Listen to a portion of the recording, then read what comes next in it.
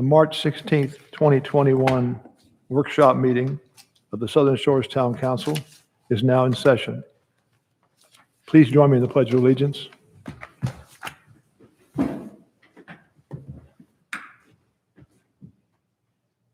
Pledge allegiance to the flag of the United States of America and to the republic for which it stands, one nation, under God, indivisible, with liberty and justice for all. Thank you, Lynn.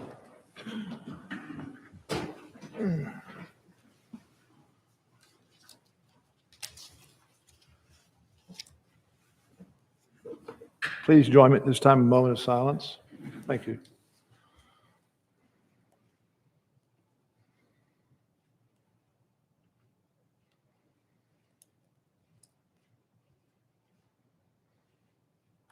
Thank you all.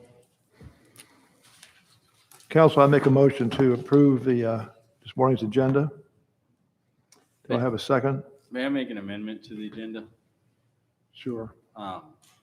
It's come to my attention that we will need to update our flood protection development ordinance to comply with ISO ratings and to keep our community rating. And I would like to add to the consent agenda direction to town staff to work through the planning board to make the requisite amendment to the AO standard for the flood protection development ordinance. That sound good?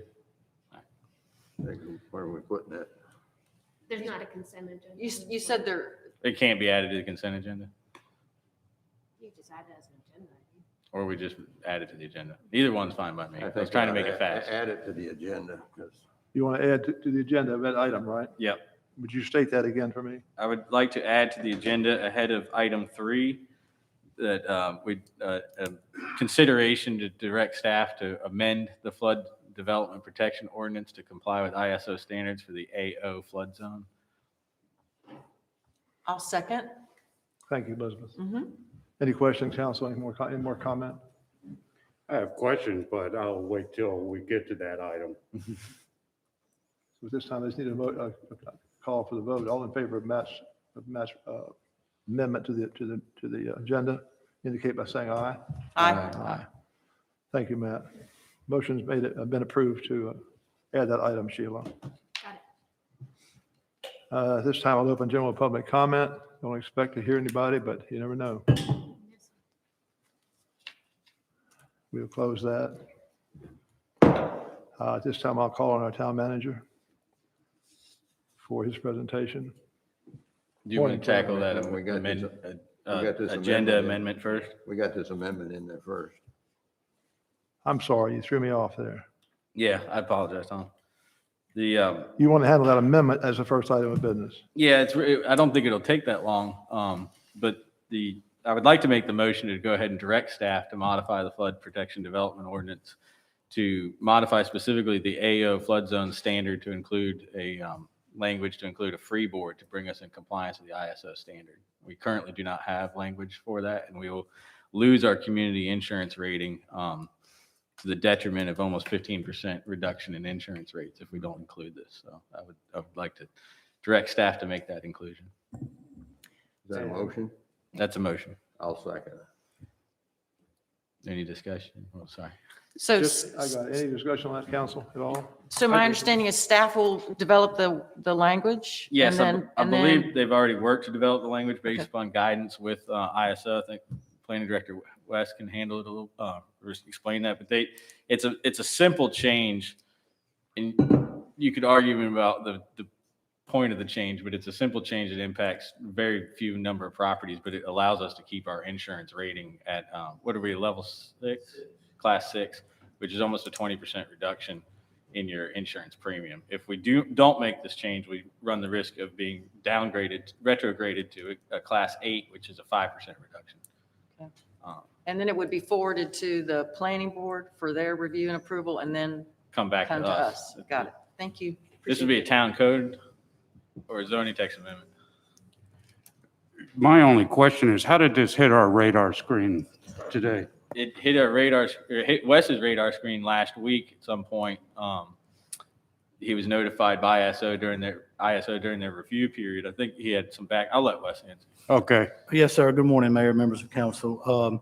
We're currently in the process of or preparing for our typically 5-year CRS cycle visit. So this is ISO.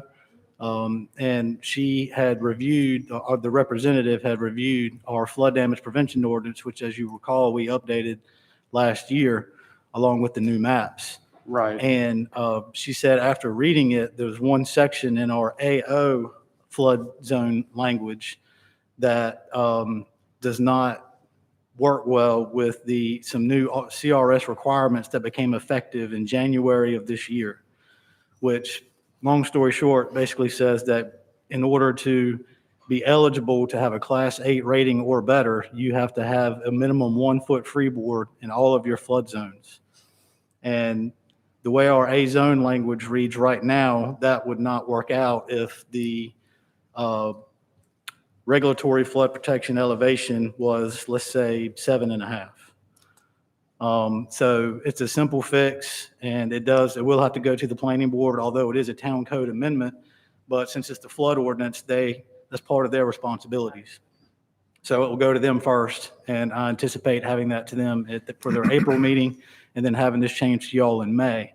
And ISO has agreed to put off our cycle visit, which was supposed to occur March 24th, until we take care of this, so that we won't be adversely affected by this unfortunate change.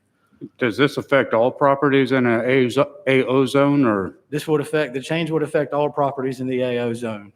but I mean, is this like only a few lots that highlighted this to? I don't have the number, but it's a small, there are very, very few properties in the town that are in the AO flood zone. Are they sound side? No, sir, they're semi-ocean front. Okay. Oh, Good okay, question. Jim. okay. I'm ready to vote to approve it. I mean, I'm just kind of caught unawares of this discussion. Most questions I have, I'll just ask you later. Yes, sir. Thank you, Jim. Do we need to restate the motion, Sheila, or not? No, sir. You got it? All right. Any further discussion, council? Otherwise, I'd call for the motion to be voted on at this time. All in favor, indicate by saying aye. Aye. Aye. Aye. Thank you. Thank you all. Appreciate Motion's it. made and carried. Thank you. Let me go back to square one. Morning, Cliff. Hey, before I go into the COATS discussion, we did have a public comment that came in at 8:38 this morning that we just realized, so I wanted to make sure we included time for that to be heard. And maybe we could do that. Actually, we're printing it now. We're going to bring it over, and maybe we could address that at the end of the meeting. One of us can read it? Yeah, yes, sir. Okay. Thank you. So this item is consideration of the bid opening for COATS Trail Road Improvement. At your February 2nd meeting, you directed us to get bids for a street improvement, which is approximately close to 2,000 feet of road improvement on COATS Trail from 11th Avenue to NC Highway 12. We received open bids on March 9th, and we received 2 bids for that project. One from Barnhill Construction in the amount of $449,000, and the other from Fred Smith Company in the amount of $452,000. So they were very close, but we're recommending to you the low bid of $449 be approved and awarded to Barnhill. That's the first part of this. The second part is we have the budget amendment, which will need to be done for that work, but also we're requesting that an additional amount of money be transferred over so that we can make sure we've got enough money to budget and pay for the Hillcrest Drive improvement. At that same meeting, when we were discussing whether or not we were going to bid COATS and Hillcrest, there was some thought behind there's a small portion of Hillcrest that could be included with the project. So let's go ahead and get that engineered and designed. And so that was planned to come out of that 51,000, but we also have another 35,000 approximately for the street pavement study that'll come out of that 51. So the budget amendment, let's see if I can find it. The budget amendment, I'm sorry, I don't have that. You have the full amount of that budget amendment. So, 510,000. okay, so it'd be the budget, well, you have it in the packet, it's 510,000, but that's the reasons why. For the additional above the 449, there's also a 10% contingency, and then $11,000 for the engineering. So that's what we're requesting.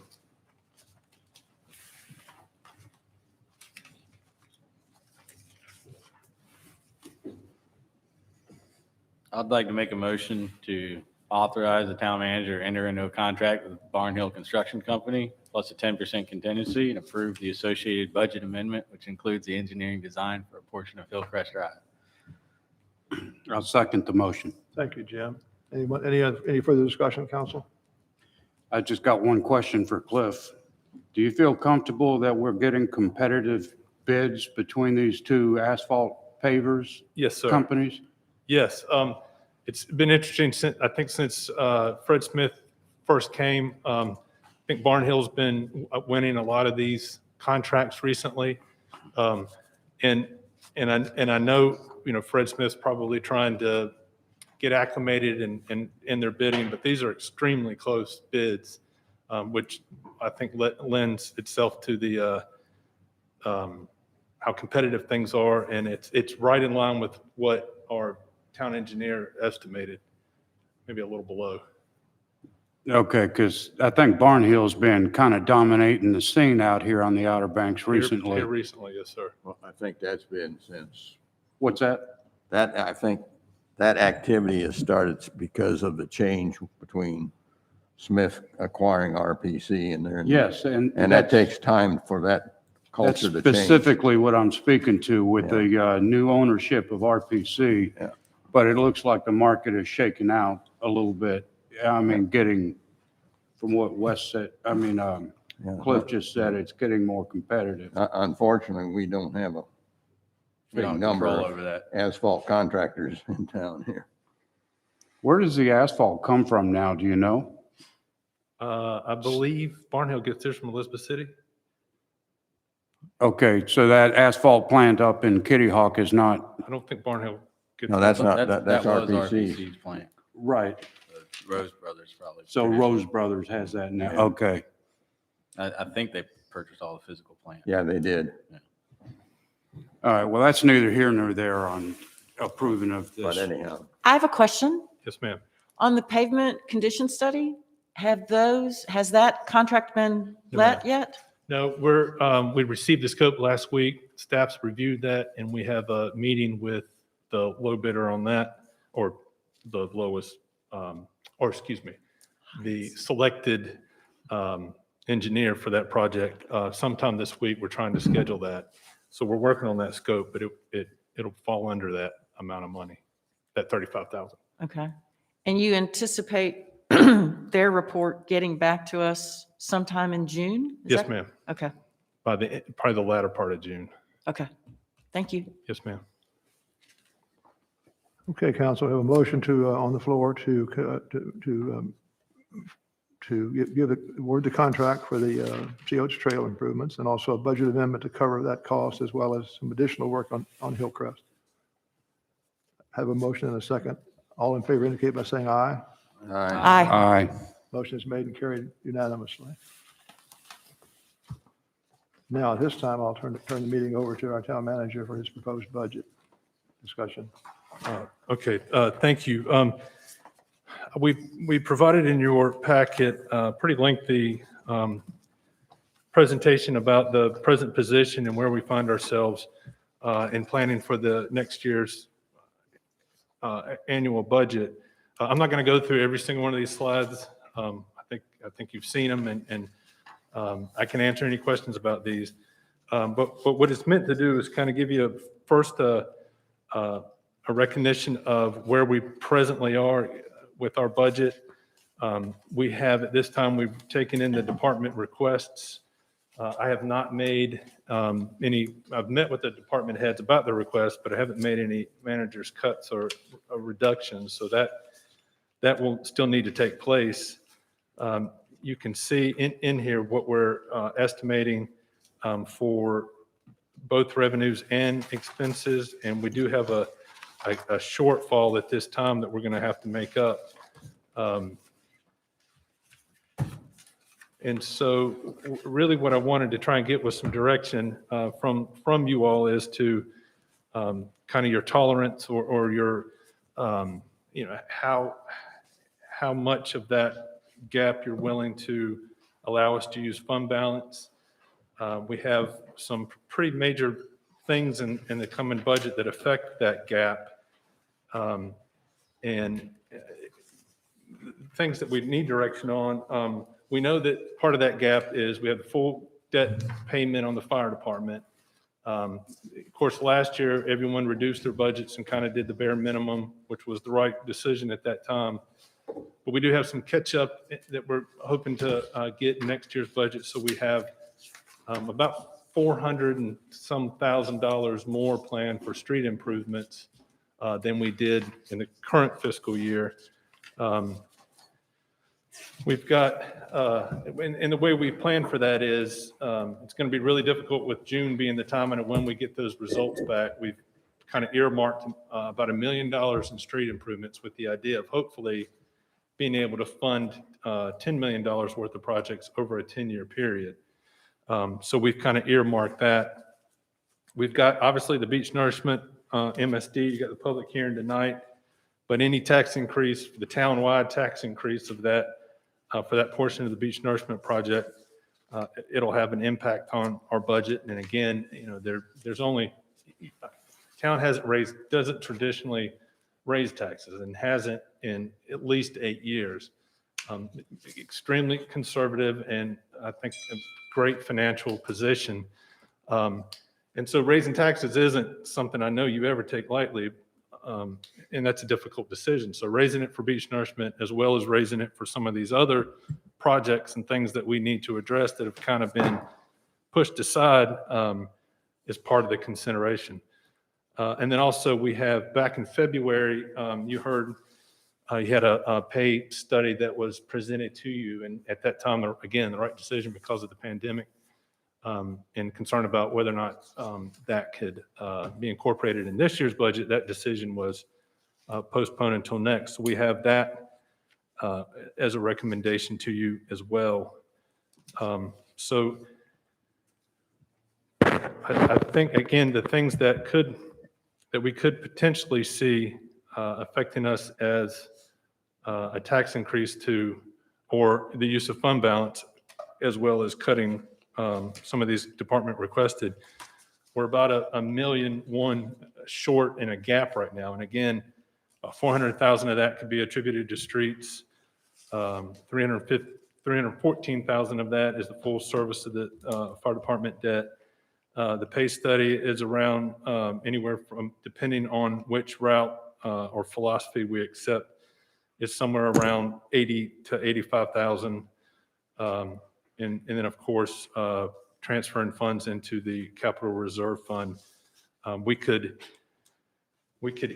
have a healthy fund balance, so we could transfer money into the capital reserve to build reserves for the street payments. So I think what I'm looking for is any direction or thoughts that you may have on those items that I mentioned, and any general questions or feedback that we can get would be appreciated. The calendar that I've got set out recommended, sorry about that, would include your feedback today and then the manager's recommended budget being presented to you at your May 4th council meeting. The manager's recommended budget would be presented. Obviously, it would be held in the clerk's office for inspection. And then at that point, you schedule workshops as you needed to make your, it comes to manager's budget, then it gets presented to you, and then you make all of your cuts and revisions and prioritize and policy decisions that you need to make. And then June 1st would be a public hearing. You could have more workshops after that. You could adopt it that night, or you could adopt it June 15th. And it's kind of overlapping with tonight's hearing on the municipal service districts. As part of that adoption, you'll be adopting it'll include the rates for the municipal service districts. So I don't know if it's best to kind of go through these and answer your questions overall from the presentation in the slides, or if we start hitting some of these, major policy questions that you have. But I'll stop there and see. It's a workshop, so at this point, I think we go back and forth. See what questions you may have. Do we have a draft line item by department? We do have that, and I can provide that to you.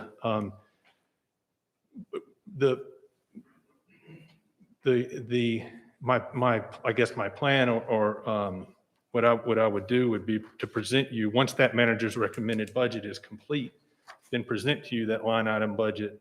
And at that time, I want to recommend to you what I think is the best budget to move forward next year and maybe even into subsequent years. So I'm still working on that, and anything I presented to you now would not have those cuts or reductions. It would with the final draft, but with the manager's recommended, the final version, it would have everything cut that we're recommending. But I can present to you what we have thus far. At this point, I'll take whatever direction and do whatever you all deem appropriate.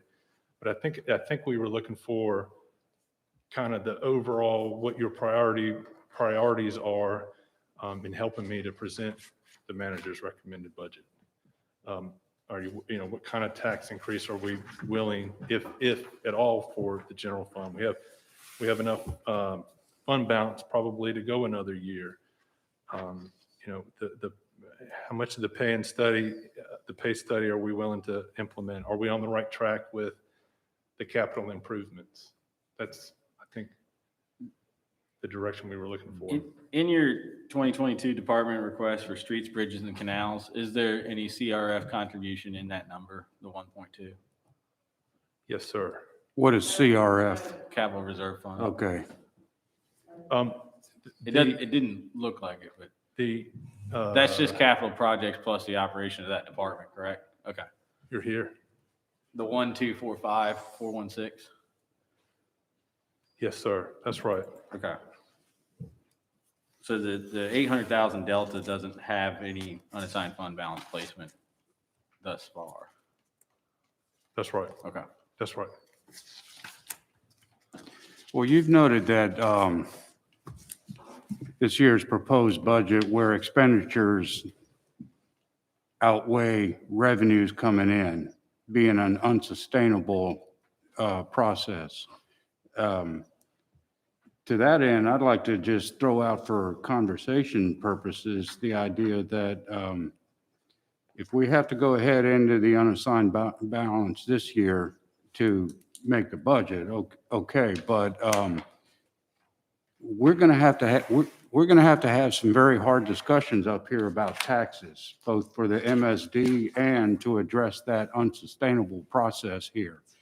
So we can kind of give direction to you right now is what I'm thinking on how to get this budget for this year. But we got to make some hard choices here coming up in our next work sessions here. That's more of a comment than anything. It's really not a question to you. When you say hard choices, you mean we have to recognize the fact that we have things that we have to address. And we want to pass them a little further along or go ahead and address them now. I think that's what you're saying. Yes. Our unassigned fund balance, if to use $1 million figure that you are approaching to make this year's budget balance, that would come out of the undesignated fund balance, is that correct? Yes, sir. Okay, and that would leave how much in excess of 3 million in the unassigned fund balance? Well, if we were to use that full amount, which I don't think, that million's going to reduce. But any amount we would use, there's about $3 million in unassigned. So if we were to use that full amount, we'd still have. 3 million. Yes, sir, Still 2 have million 2 in million. unassigned. In this budget, I'm assuming is the full paving of Hillcrest, which is in excess of our 5-cent capital improvement plan. So that, there's right off the bat, 400 grand for a street that was going to have to come from unassigned fund anyway, unless we were going to raise taxes to pay for that one street. So, I mean, to just kick off where you're headed, I'd like to start allocating our unassigned fund to our departments, and not necessarily in this fiscal year totally, but do a contribution to our capital reserve fund, and then use the remaining portion to fund that Hillcrest improvement, and see where we balance from there without raising taxes. And I understand that's unsustainable, but I think using our unassigned fund to seed our capital reserve fund will help us as we move through the next couple of years of potential budget shortfalls, because that's some of the driving items. The pay study, we implement that this year. We're going to be adopting that. We're going to have to get used to that new salary levels for people. Yeah. Fire department's here to stay. It's the capital reserve and what we're willing to commit to that. So I would like to see unassigned fund brought towards the capital reserve fund and start seeding that with the excess capital we have right now. And one great seating spot for that is a fund for that culvert bridge in Chickahawk. That's a big ticket item. That would be within the capital reserve fund. Yes. Yeah. What I have on, I think it's slide 28, you'll see just earmarked total spent, that 484 was what we had budgeted for COs. And at the time, about what that would cost. And then for every year after that, there's about $1 million. A penny on our tax rate now is at 162,000. So the annual appropriation that I have before you would be 5 cents towards streets, which would be 810,000, supplementing with another 200,000 a year to the capital reserve fund. And that builds a small balance, very small, provided we're spending $1 million a year. I mean, this is just kind of a framework with that idea.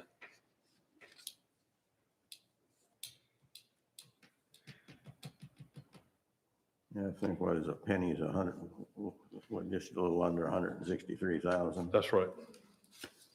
Yeah, the penny changed due to mainly, well, mostly, almost entirely, because when we figure the revenue neutral rate, it's done before all the appeals are finished. And when the appeals don't come in nearly as much as we had anticipated, I think generally you estimate about 95% collected of the total value.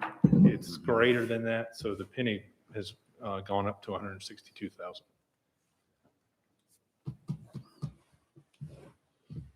So I wanted to say a couple things. To point out and emphasize that when we discuss budgets based on revenues and expenditures, that those numbers are estimates. That's correct. And last year was a very unpredictable year. So our estimates were probably not very good. I'm not sure how good they are, because I still, on your spreadsheet, I still don't know what the year-to-date numbers Yeah, are, what that represents. That varies, and Bonnie can probably answer this better. Some of them are up to, they're all as collected through the end of February. But of course, as you know, Some of them aren't collected that quickly. Yeah. Yeah, and I don't need to know the details. I just was making the point that on both the expenditure side and the revenue side, to come up with this, the -1 million or whatever it was you showed us a little while ago, but on both sides of that equation is our estimates. correct.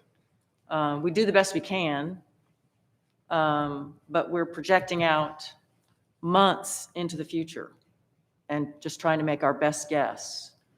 Right. The expenditures are to date, are through February, more accurate than the revenues. The revenues are kind of spread out over time as far as the year to date. The expenditure requests are as what they are today, the 2022 department request. And then revenues, of course, it says request, but it's more, like I said, it's what we're estimating the revenues to be. And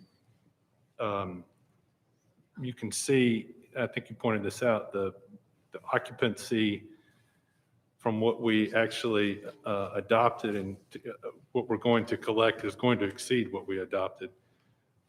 But we tried to kind of bring some of those revenues back down to, I mean, I know we're going to have another great year, but it's not sustainable. And we kind of tried to bring those revenue estimates back down to maybe 2019 numbers. Okay, well, I appreciate being able to make that point. And then, you know, the pay study seems like such a long time ago in my mind, and I haven't thought about it, to be honest with you. So could you just maybe highlight for us what your some of your takeaway thoughts on the pay study now that you've had some time to look it over? Yes, ma'am. The basic methodology of the way that pay study was done was he uses it's called comparatio. And what that means, it's a comparative market value to what we're paying our employees. So the idea being, if the competitive rate, if the market rate for a town clerk is X dollars and ours is making X dollars, you want those two numbers to equal one. You divide one into the other. Anything above that, you're probably above the market. Anything below that, then you know you're not paying what the market rate is. The problem with that, and part of the philosophy that that pay study recommends, and I agree with this, so it kind of becomes a hybrid approach to this. And I'm picking on the town clerk, if the I don't mind. there's a thought that if you hire a person in a position at the starting salary, there's a range, and they should be at the midpoint of their salary between 8 and 10 years. So if you take 10 years as being the more conservative, for us, that amounts to about 2.5% a year for 10 years to get them to the midpoint of their salary. Now, so there's two different ways of doing this. And when we looked at applying them both ways, we had some employees who the market rate was below,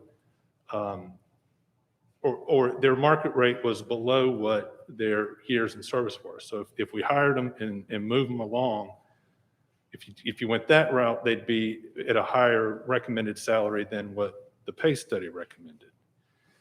And so what I looked at was if the greater of the two, you know, if our philosophy is that we want you to be at the midpoint of your salary from the time you were hired, then that's the amount I would recommend. For some employees, the market rate was higher than those years of service. So taking both of those approaches, it amounts to about $80,000 to $85,000 a year. Now, there were some, and that's years in the position. So if I start out as a police officer and then I move to a corporal, it's the years as a corporal, the years in that position. And so if we have that philosophy that we're trying to move folks, it is about 2.5% a year. And traditionally, that's what the town has paid, is about 2.5%. Now, that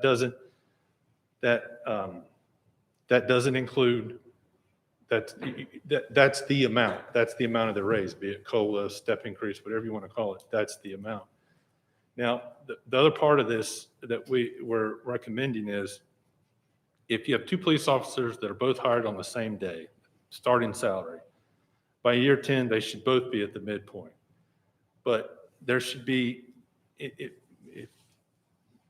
one of them's working harder, they should get, or doing a better job, or exceeding expectations, or meeting all their goals, or meeting their priorities, checking all the boxes, then they should get to that midpoint faster, because otherwise there's no incentive to work hard, because if I'm going to do a great job and someone else is going to do an even better job, they should advance faster than I do. So there's an amount of merit that we would include based on performance evaluations that would move those employees.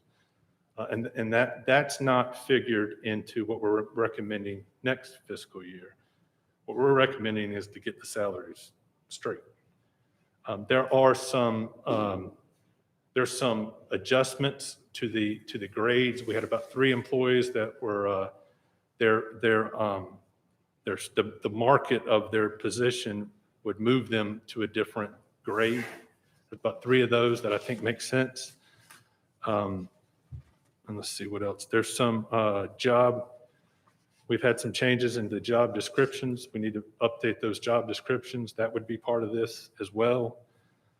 And then one thing that the consultant recommended we consider that I don't recommend we consider is not moving the pay scale for a couple of years. And I think the idea is once you establish the market and you get it right, that you leave it there. But the problem with that is, and it particularly comes in when you're hiring police officers, every time you adjust, every year, if the advancement is 2.5%, then if you don't move that scale, the starting salary for a police officer or any position is kind of stagnant. And what we see is that's this, if a police officer, if we all have openings and a police officer is looking at a starting salary, if we've stayed stagnant, then we're not looking as desirable. The compression shouldn't come into play with that because the other officer is moving up, up the pay scale. So I think that, Bonnie, anything to add? Okay. That's kind of it in a nutshell. Just taking the consultant's recommendation, I think we're ignoring the fact, or we're not accounting for the fact that we have employees that have been in their position for a considerable amount of time and they fall short of that midpoint. Now, once they reach that midpoint, they slow down and they might advance 1.25% as they go along. So that's kind of.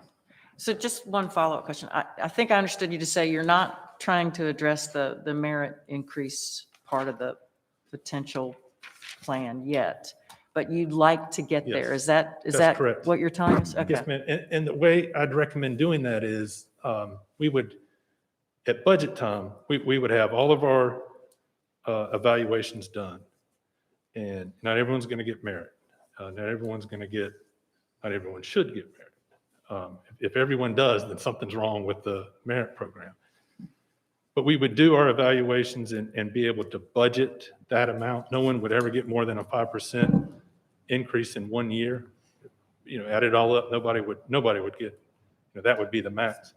And be able to budget that dollar amount rather than saying, I'm budgeting 50,000 for merit and dividing it. I'd be coming to you and saying, based on performance evaluation for the last year, this is the amount of budget, this is the amount of merit we're recommending.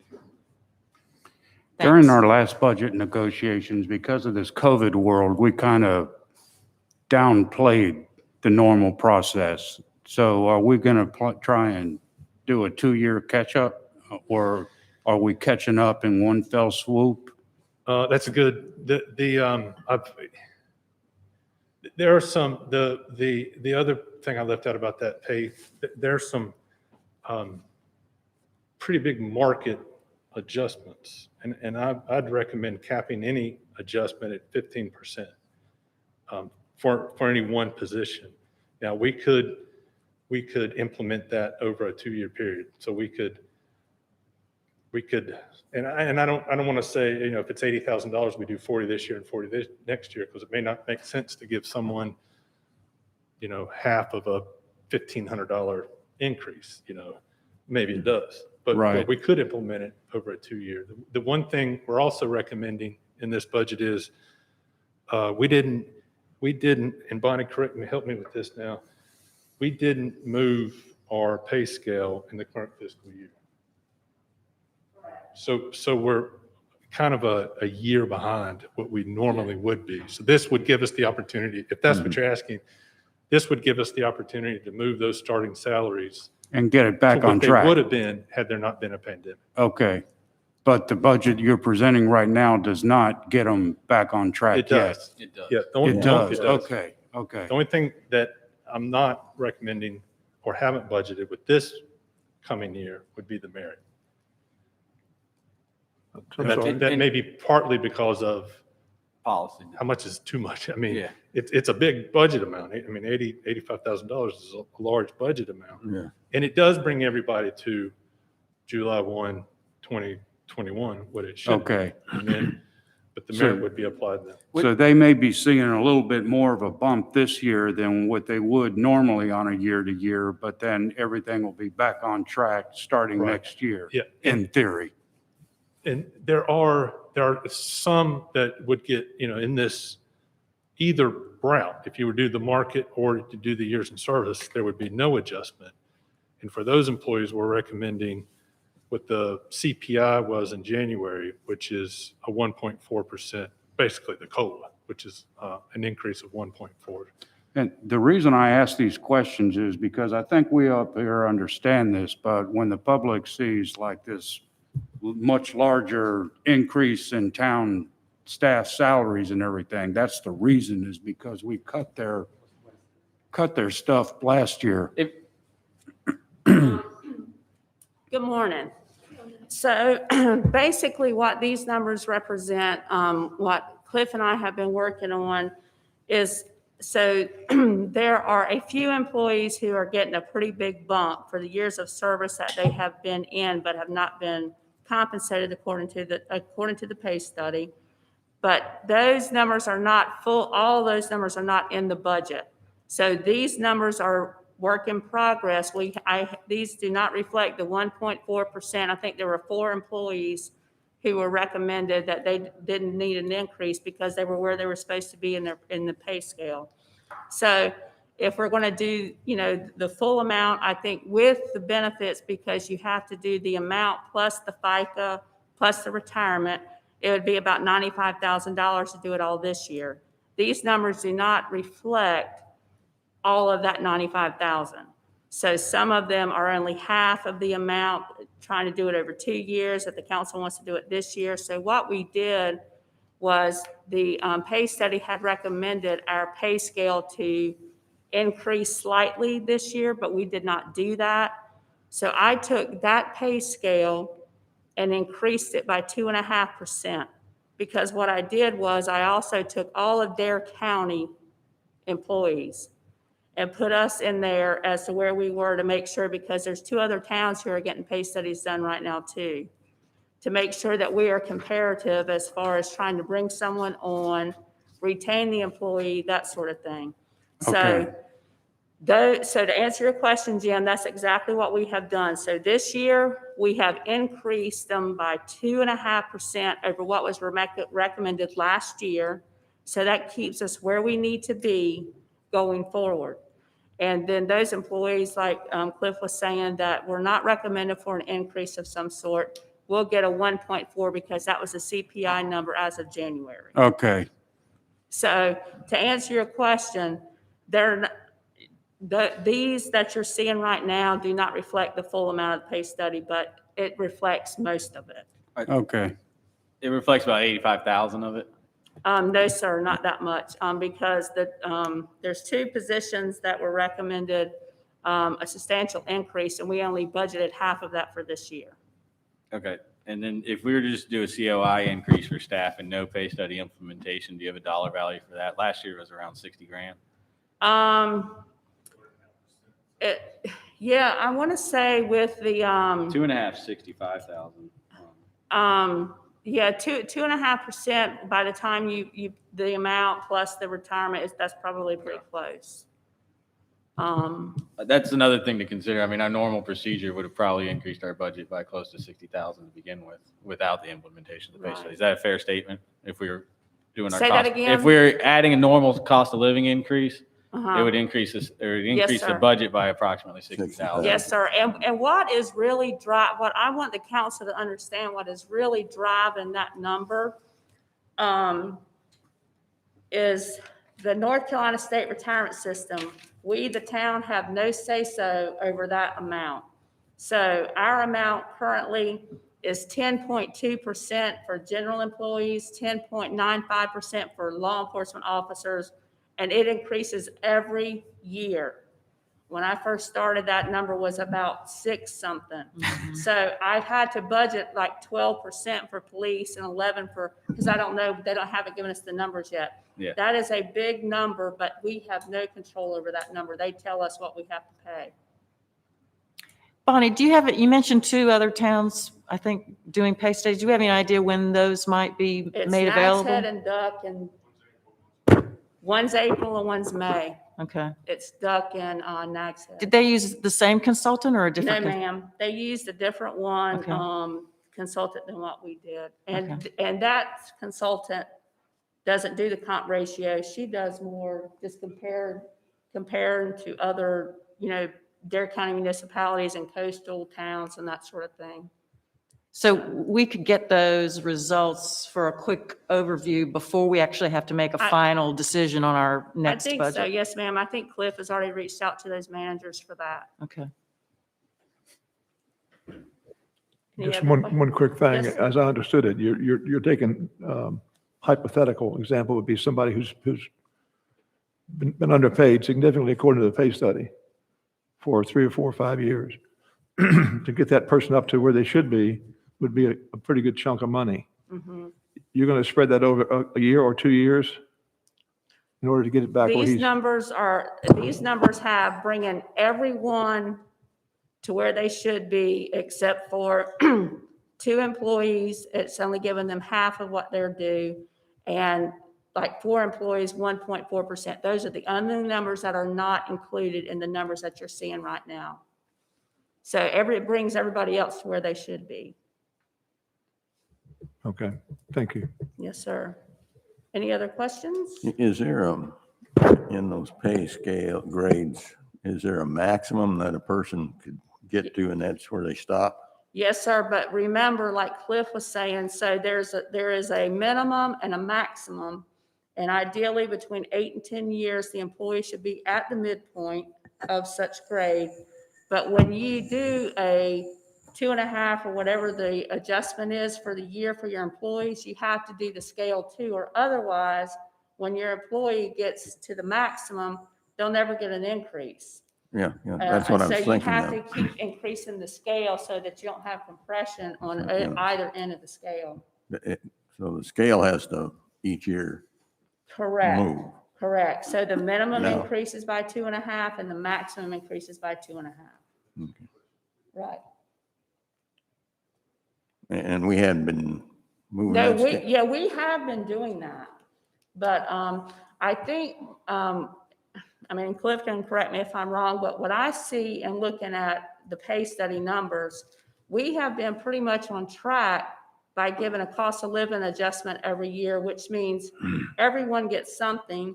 The pay scale increases, but we haven't been doing merit, so the employees have not been, who should be moving up, have not been moving up properly.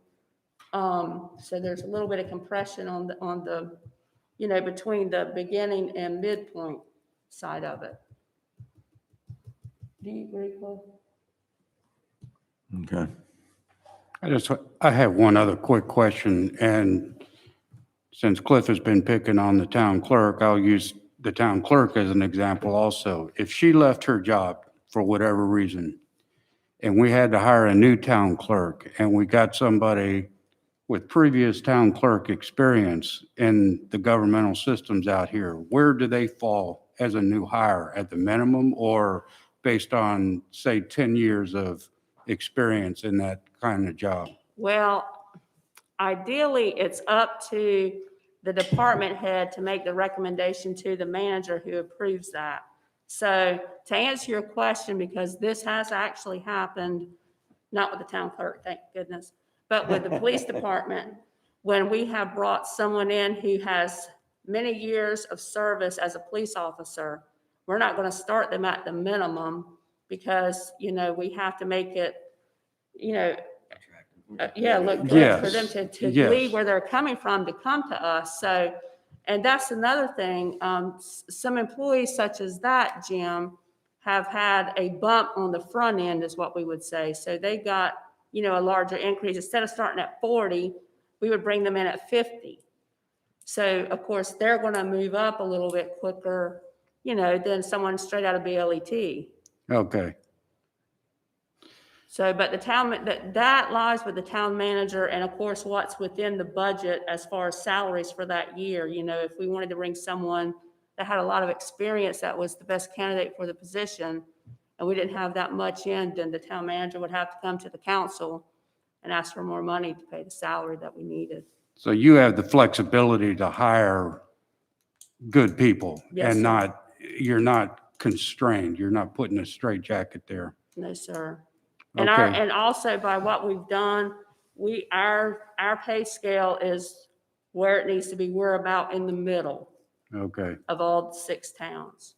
Well, hopefully this is the last time we use Sheila as an example. Right. It's okay. Was any individual pay classification reduced by the pay study? We can't reduce the salary, Hmm. but there was one position who was dropped 4 grades, yes. And then we could probably follow up with this at a later date, but a merit increase would be in addition to the cost of living. Yes, sir. Okay. And then once they reach the top of that pay, there's It's no a more merit meriting? bonus, so it's a lump sum. It's not added to the salary like we did this year. Okay. And that's the manager's purview, not council. We hired 3 employees, right? Since you brought up police officers, we still have an open position, correct? Yes, ma'am. And that's been open for how many months? They approved it in October. So I know they've Yeah. been advertising, but haven't had much luck. But I understand that several of the If, police departments are having that issue. did we approve a budget item for 20 or 1920, in October? For 2021, yes, sir. And now will that carry over into the, Yes, sir. So when I did the salaries, I have a salary worksheet that I do that does the salaries and the benefits. I just show that as, instead of, a name, I have vacant Mhm. and I have a salary there. So that position is still there.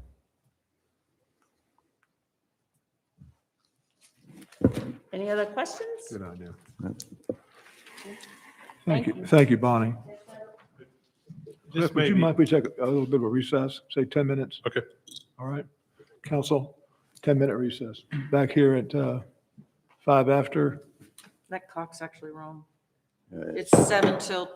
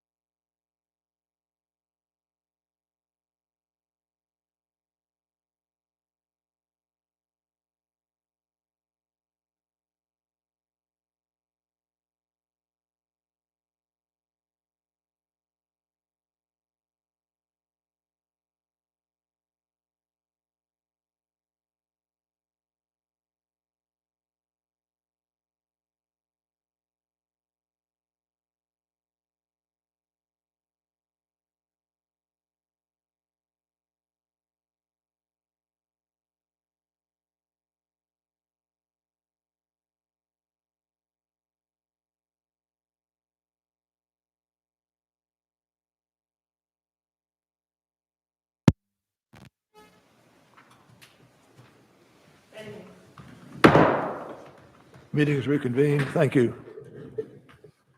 Mr. One Manager? thing I want to Mr. just Manager. pick up back on the pay study. When the budget's presented to you in May, it'll, right now we're working through this. Obviously you heard Bonnie and I you can tell we're working through this. And so it'll be extremely clear. Each one of these, you'll be able to say X amount went to the pay study. This X amount was salaries, X amount was benefits. We'll have all that clearly laid out. But I wanted to take if not to be done with that, but maybe I should wait before I move on to the next slide. I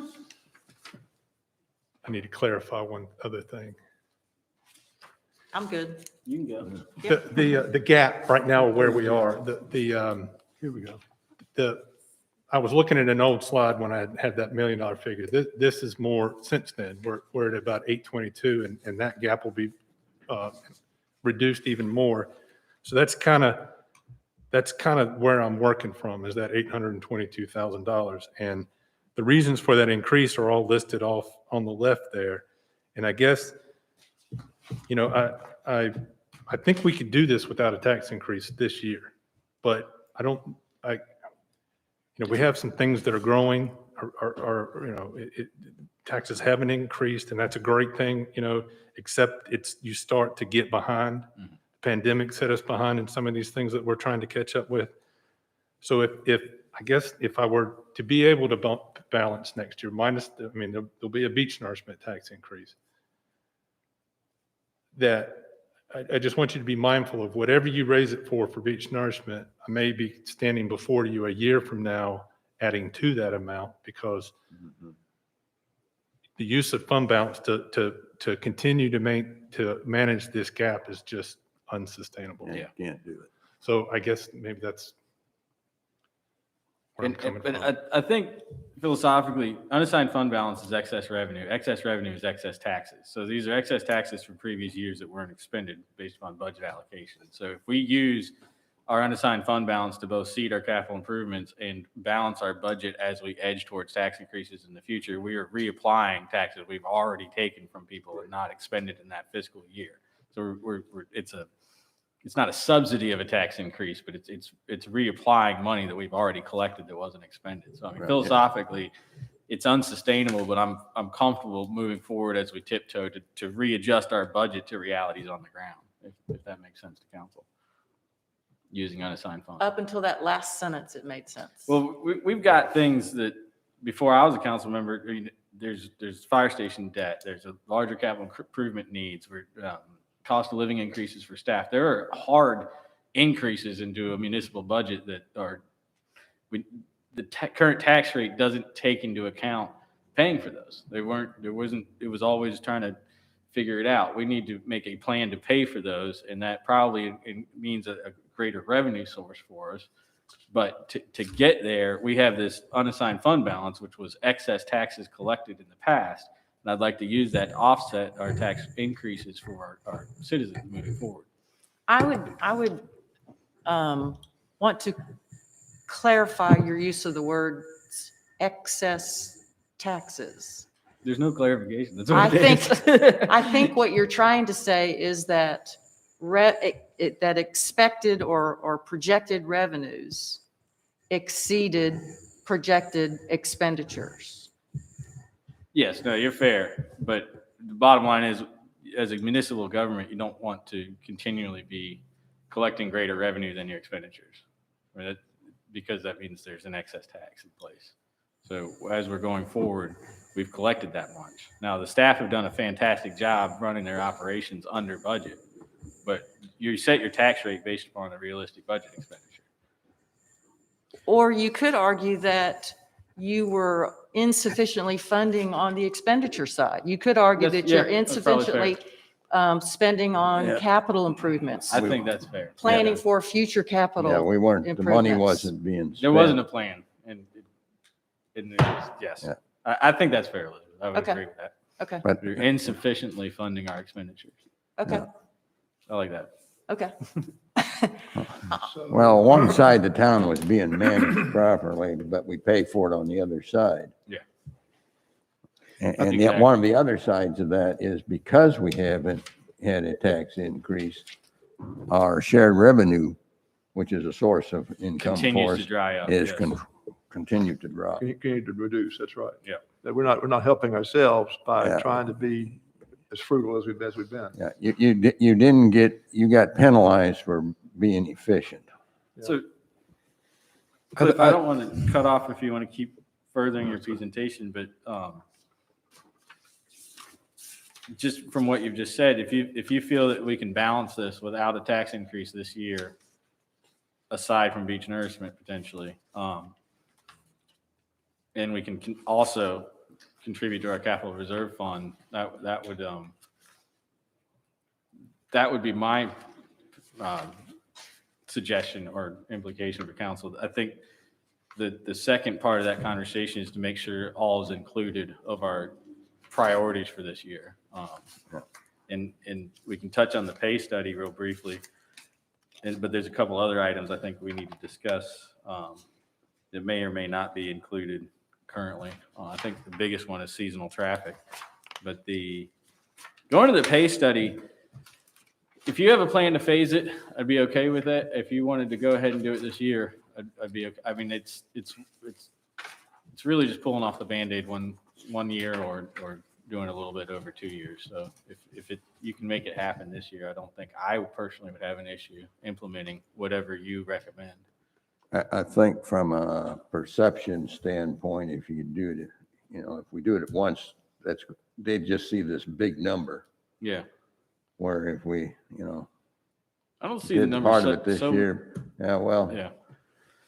my experience has been with residents is they see that big number and they go wild. Yeah. I can easily see taking the excess in our undesignated fund balance and putting them toward a street project, that culvert, or other things, and get us down to the recommended undesignated fund balance of 3 million.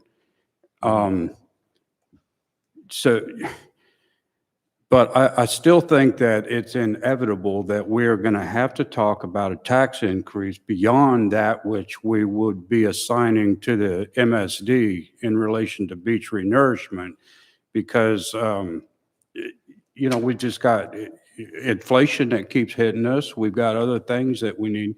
And if we ever get in excess in our undesignated fund balance, we know where we can spend those on. Some roads would be a great example, to speed up some of these road repairs. It's, if we get an excess in there, we should spend it and get it down to that 3 million. Now, granted, the COVID world threw everything topsy-turvy and everything, but my main point here We need to talk. is I think we're going to need to increase some taxes anyway. I don't disagree with you, Jim. I think that especially as we look at long-term planning for our Yes, financial exactly. future, that's without a doubt. I would forestall it that's what I'd like to see as an exercise, if we can balance it without a tax increase this year. And then if it looks like there needs to be one, then that's not a problem. I mean, I do anticipate, Because you start looking at. the economy grows the way it is, there's no doubt that there'll have to be an increase in Yeah. revenue.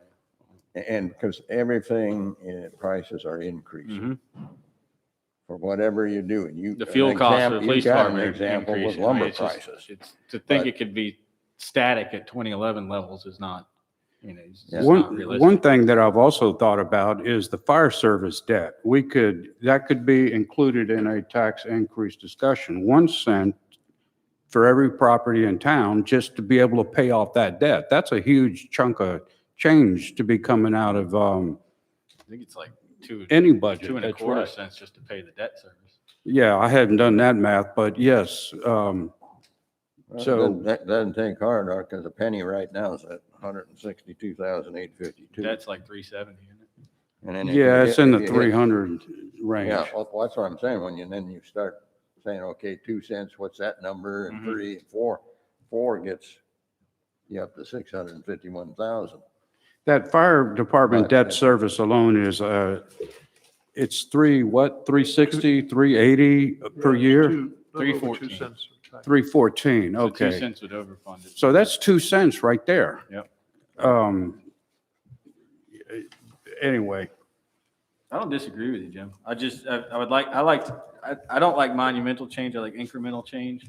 Well, And that's true. that's sort of the path that I would like to proceed if possible. I can get on board with that, but another thing that keeps haunting me is what our auditor had told Peter Rasco not quite a few, but a couple of years ago, is that when our undesignated fund balance keeps getting in excess, like it is now, I mean, 3 million excess below what we try to keep, 3 million in excess of the 3 million that we try to keep in there.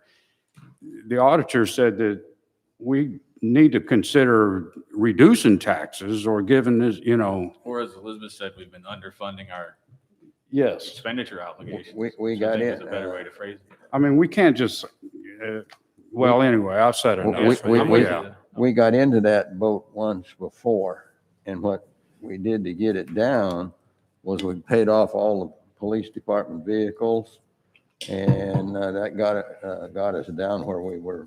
Otherwise, that was going to hit us because we were way up there, much more than we are now. It's a lot easier to spend in excess $1 million than to generate it. And we could easily spend $1 million on some very, very worthwhile things. Hillcrest alone is going to be $1 million. I mean, South Dogwood's going to be over 2. South Dogwood, boy, yeah, The culvert at Trinity Trail yes. is going to be $1 million. So a while back, Councilman Neal was talking about some of you'll go back to where you had you're looking for some input from council on what we think is important or Yes, what, ma'am. Where is the? there's a list of things, streets, debt service, radios, pay study, typical things, recycling, and That's where the 882 I got us off is. on the pay study, but I'd like to build on what Matt said about increasing the right. contribution to the capital reserve fund. And then at the top of your list, there is beach nourishment, and I would like to propose for us to consider that we add to the town's contribution to the beach nourishment as a portion of capital reserve. I think Bonnie said that we established a $250,000 category of capital reserve for beach nourishment last year, This current year. this current year. And I would like for us to talk about the idea of adding to that particular capital reserve amount, whether it's putting 250 or 500,000, some amount of money more into that beach nourishment category, which would allow us to reduce the amount of capital that we have to raise through MSDs. Throwing it out there for our discussion From what funding source? from the unassigned fund balance. In other words, you're pulling some of that money out of that, right? Yeah, so So would you say like 250 a year comes from? I'm not saying it on an annual basis. I'm saying for this budget year. Yeah, I kind of object to that because I've always thought that a beach renourishment effort needs to be a self-sustaining process. And that excess in in our capital or unassigned fund balance could be used for other projects. The beach renourishment effort, I strongly believe, needs to generate its own monies for that. Yeah, I mean, I totally agree with that, Jim. Okay. I don't disagree with that at all. We established the $250,000 clearly with the opportunity to spend it on beach nourishment. And so all I'm saying is that we build that up, again, just like any other capital infrastructure project. And you're exactly right. The project needs to have a funding source, kind of like the fire department debt service needs to have an identified funding source. I agree with all those things. But Matt's point about maybe, slow walking it or stepping into it, also, has merit. So I agree with that as The well. thing that we have to keep in mind, once we designate it for beach nourishment, that fund could build. It has to be used for that. Well, just like when you put something in a capital reserve, Yeah. you specifically But have to this- spend it on capital Yeah, projects. Well, we're designating a specific beach nourishment, and that the funds would have to be used for that. Correct. And, let's say, for example, I would hope if it built high enough, you might want to say, gosh, I could use that money somewhere else, and we can't do that. So we have. We could use, I'm not saying not do it, right? but we just need to be cautious. So part of the establishment of that fund was laying the groundwork for seeking the actual bonds associated with the MSD acquisition. Did you have a plan for that fund beyond that? Other than Well, when we go through the financing and we'll create a capital project ordinance and it'll have that $250,000. When we borrow the funds, it'll become a part of that. But that 250 was nothing more than, when we go to the Earnest money. LGC, we got a fund to start with, Yeah. that we're invested, that we're committed. Yeah, that was- Because I don't see 250 in a 1 year. Can we changing spend the it? dynamics of the Yeah. funding of the. So we can project. spend the money. We can spend that, yes. We can spend it on, if we do a project, we can spend the money. That's right. And if we put more money in that budget item, we can spend that amount of money. That's correct. Okay. Yeah, and there's with the municipal or with the tax for beach nourishment, that project ordinance, there's a fair amount of fund balances permitted in that. At the end of the project, it doesn't have to be zero. It shouldn't be zero. We should be able to have that money to maintain the project. So yes, you can spend it on beach grass, you can spend it That's what I on was- surveying, you can spend it on sand fencing, or you could, we have to generate $6.123 million. You could use that 250 to make that less. Correct. Right. Yeah, that's what I'm proposing that we discuss. Not just 250, but add to it. I'm To still me, a it little comes down to- confused as to the point you're trying to make. You want to take $250,000 from our undesignated fund balance now, is that right? And put it into a beach nourishment fund?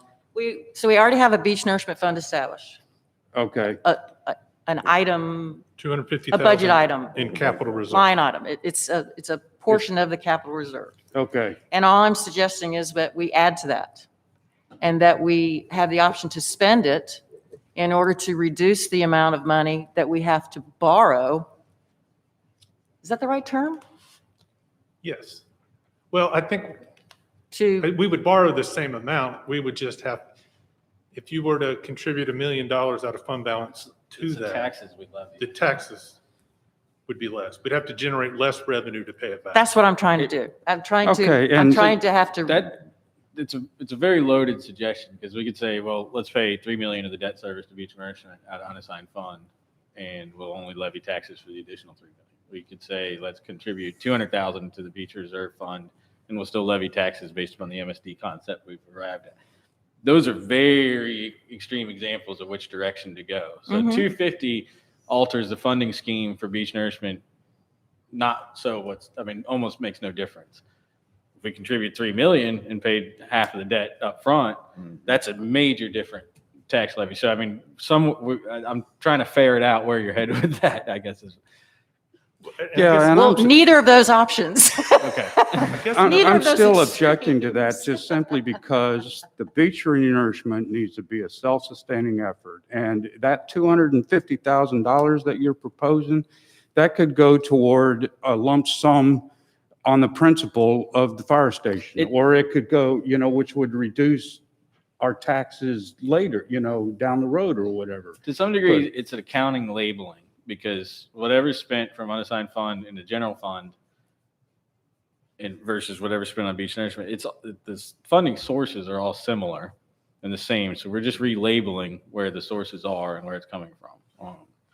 And it's more of a message, I think, to contribute to the beach nourishment fund than actually subsidizing the cost, unless we go into the $3 million range with our unassigned fund. Well, I think you're taking the extreme. I don't agree with that at all. I think Well, what, you could choose a number that would reduce the amount of debt service that would be impactful for an MSD tax rate setting. okay, but what is that number? I don't know. Okay. That's why we're talking. You got any thoughts, Cliff? Well, let's see, if you were to contribute $1 million, that's, let's say 810, that's 8 cents. You could reduce a portion of I'm thinking out loud, which is dangerous. Whatever you contribute, you would have to contribute a significant amount of money to have an impact on the taxes. The tax levy, For the yeah. payback. If we look at the source of funding, if you were to add $1 million from fund balance as a source of funding, that would reduce the amount of borrowing, which would reduce somewhat the amount of taxes. But, I don't know that you're going to go to $1 million, but I think to have an impact, that's probably where closer you'd be. If you were to charge 2 cents for townwide, that would generate 325, $325 a year. So if you were to contribute the full amount of the town's portion, you're talking $1.5 million. But that's only good for a finite period of time, too. Right. And what it does is it takes away the townwide skin in the game. And the 2 cents might just come right back in a tax increase to Right. fund what isn't being subsidized by unassigned fund in the meantime. And I think that 250,000, that $1 million or whatever could be much better spent on more roads improvements or any host of other things, reducing the fire service debt, paying that debt off quicker, any number of things. That's actually not an option as I understand it, right? What's that? Paying the debt on the fire department off sooner? Well, Aren't they pretty much tied into some sort of agreement about their debt service? there's not a prepayment penalty. I didn't think, There's not a prepayment. yeah, there was no penalty on that. prepayment clause. They're locked in, no, there's not a It's prepayment. a pretty favorable rate though, isn't it? It's like 3.7 Yeah, or 3.8. that's right. If it were not used to try and speed up the fire service debt, I think my point still stands. We could put that money into roads. And again, I just default back to what I've said too many times. I think the whole beach renourishment thing needs to generate its own income.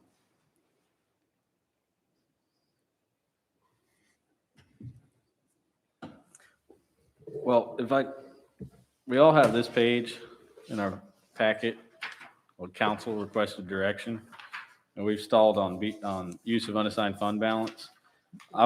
Just to close the loop on some of it, What page are you on? I think it's the third to last page, Tom, in tab 2.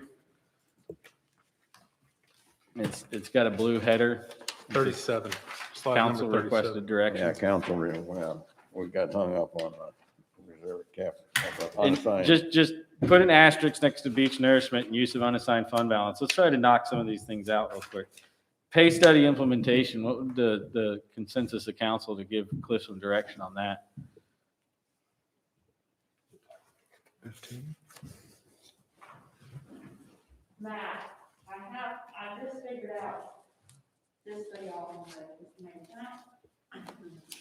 I just figured out, because the mayor asked me, to do the full pay study, to do everything at one time, it's $92,393, that's, salary and bennies. Mm-hmm.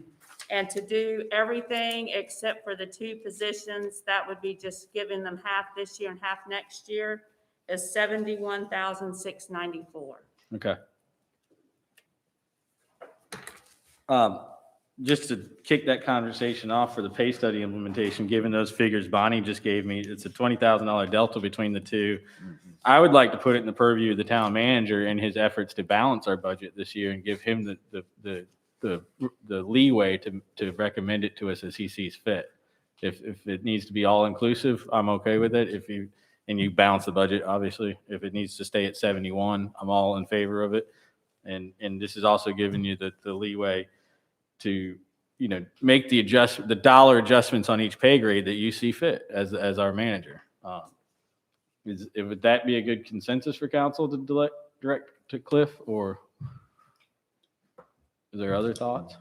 I have no problem with it. Let him be, he's closer to it than we are, and then he can decide which way to go there. Because I think from our perspective, really what it matters is how it impacts the overall budget, Cliff. So if you think it's wise to go all in this year and it doesn't adversely affect the budget and we can take it, that's great. If we skip use of unassigned fund balance and goes increased contribution to capital reserve fund, this is just shooting in the dark, but I would like to see $1 million contributed from our unassigned fund to capital reserve fund. That is a suggestion. It all needs to work the gears of the rest of the budget, but that's where I would start to seed that out. If you think that's too great, then I'm willing to hear it, but that's the suggested start for it. I think that's a good idea, as long as it's not toward the beach renourishment project. It's just the capital reserve fund, and that could include beach nourishment, but it's not segregated. Well, then beach I would be nourishment. against that then. But that's, You're not earmarking $1 million to beach nourishment. You're No, just- I'm not. and I'm so- earmarking it to capital reserve fund. It could pay for the Trinity Trail Bridge. That I think is a much better use. But I'm being above board, Jim. The capital reserve fund could theoretically include beach nourishment. Yeah, So I'm not, Yeah. and you would have to vote on that expenditure coming up. So you still have the checks and balances in place. You could go for streets as well. If you all think, Okay, as long as it can go toward those streets or, some other things like that, but, and I'll go ahead and signal a future action of mine if come down to it. If we bring it up to vote to use it for beach renourishment, I'm going to be a nay vote Yeah. on that. cool. And again, that's a suggestion, I think, is the $1 million. If it's too large, or we need to funnel that, but I think we need to start planning for that 10-year plan you've started to build. You're capping it at $1 million. Ye- In Yes, your- 'cause I think in some of your the other mind unass- Right now, you're capping it at $1 million, and he could come. Yes, less because than that, depending. yes. Now, Cliff, if I understand it correctly, if we have a capital reserve fund, can we have that for a designated purpose, a very specific purpose? For example, the culvert on, what is it, Juniper Trinity? Trinity. Yeah. Trinity Trail, the culvert area there. Where they, Can we have a very specific line item in our capital reserve fund? Yes, sir. Okay, I thought the answer to that was yes. And would you be opposed to just putting it into that fund? Yes, I would. I'd like to finish Keep the it a capital little- reserve plan prior to doing that.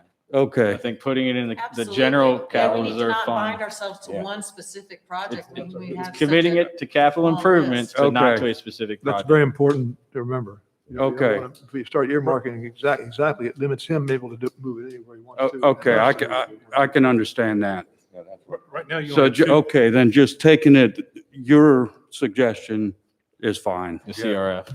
you have two earmarks, sort of. There's the beach nourishment and then the Canals. canals. Yeah.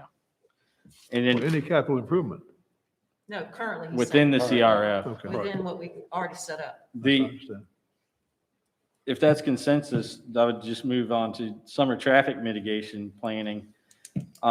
We spent, Bonnie, what, 21,000 last year, 24,000? You can be rough. Um, I would like to hold at that number and increase if the manager thinks it's necessary. I guess we need to tell him what we'd be looking at. But I would like to continue our attempts to mitigate summertime seasonal traffic for our residents, and have it in this budget to do that. Now, we can always add it later, but I would like to start out with it in it. What are we proposing to use as the To mitigation? continue the no left turn, because we've That's had right, some. That's what I was trying to, And then I think based upon the committee's report and the consultant, we've been batting around the idea. So both of them led to more of a hardened structures in the town, cutting traffic off.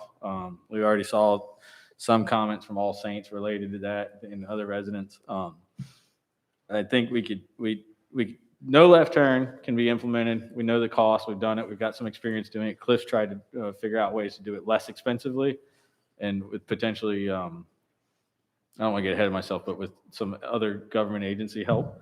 The temporary barricades or somehow cutting off traffic further in town is I think the big outlier. And I don't know that we need to sketch that out right this second. We just need to figure out costs for it and give the manager direction to include it in the budget. And I would like to see something included. I would support the no, as I've said before to most of you, I think I would support the no left turn, maybe adjusting the hours from early morning to maybe 11 or 12 o'clock, so 6 o'clock or 7 o'clock at night on Saturday and Sunday on the weekends for those 7 or 8 weekends, last week in June through mid-August. And that's where I would stop it in my mind. We do the no left turn at South Dogwood, up 158, and then see how that works. See if it makes any difference at all. If it does, then we leave it where it is. If it doesn't, then we discuss some other options we might want to consider. I think I'm sorry for interrupting. I think what we're doing here is putting the cart before the horse. You hit the nail on the head. He needs a line item for this budget. But whether we do a no left turn, traffic barricades elsewhere, I think that's all subject for another discussion. For right now, all we need to do is give Cliff direction on a number to include. And it looks like we're going to have enough in the undesignated fund balance to increase that later based on what our actions are, If we need our to. decisions would be. The big expense is the no left turn. And, you know, if we're talking about what Bonnie quoted you was 3 weekends. So if we're talking about 8 weekends, it's more. Yeah, if we were to just do the barrels without the staff though, I think it's about $3,700. That's the no left turn. And so we'd have 1 this year and 7 next year. And I can budget for that. The one thing that kind of want to make clear is if you look on the screen, you'll see if we're going to implement the idea of the local traffic only on these 4 streets, we can do that with very little expense, except for if we want to, you know, one of the things we talked about is whatever step we take is being able to measure the effect and the impact. If we wanted to get the additional counters, that's something, if we wanted to do that this fiscal year, if we wanted to have them in time for the summer, we'd have to go ahead and get those. And that would have a budget impact now. Those 5 counters would be about $14,600. Now, the barrels and the signs, I think we can take out I wouldn't have to come to you, but that 14,000, if you wanted to do that, we'd have to make that decision relatively quick. is that us buying the counters? Yes, that's us putting in, those are the digital traffic signs that count cars. So my hesitation with that expenditure is that we're not getting exactly the relevant information we need from the counters that we have because of the speed limitations. And as much as I love numbers and science, I almost think the anecdotal response from these experiments might be more valuable to us than looking at numbers that undercount traffic.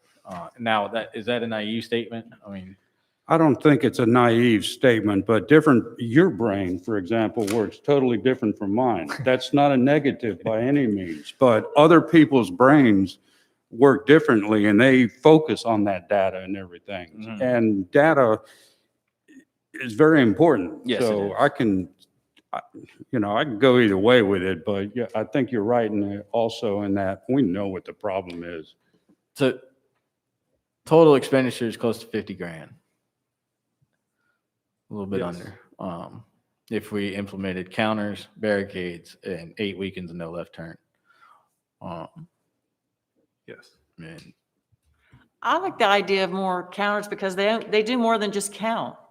They tell people how fast they're going. Right? And they flash and they If it's tell them like to the slow one out- down when they're going too fast. There's one out there on 12, like I was out here on 12. Yeah. That's what it does. And, I apologize for not having this where you can see it on the screen, but that's what we're talking about. yeah, so I think the idea of counters is good. But what I really like about it is the attempt to try to get people to drive slower. Because we have comments all the time about people driving too fast on South Dogwood and East Dogwood, probably on Wax Myrtle and Sea Oats as Maybe- well. So- Not now, but maybe we ought to consider a reader and then you send them a ticket. Um, Thought about that. So I'm in favor of whatever might contribute to encouraging people to pay more attention to their speed on our streets. Well, you could do a speed, please drive more slowly sign without having to have a counter, and the cost of a counter involved in that. Just put up a series of signs that say, reduce speed or I speed think limit. speed limit is. the flashing lights is what gets people's attention, not just a black and Yeah, white the sign. flashing light is an electronic device and everybody's going to be afraid that a lot of people will be afraid it's got a camera to take your license plate. They'll get a ticket afterwards. I think the electronic light might be better than just a regular straight sign.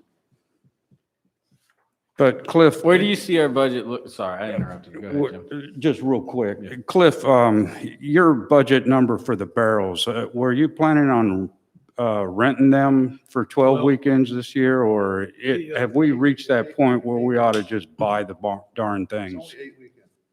Eight.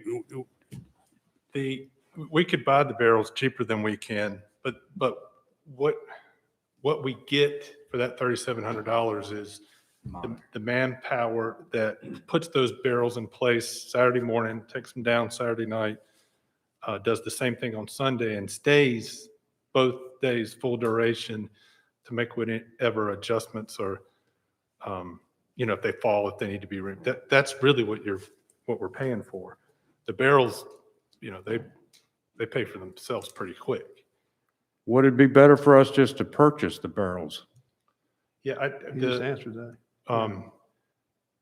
well, then the question becomes who puts them out there and who mans that all day and Okay.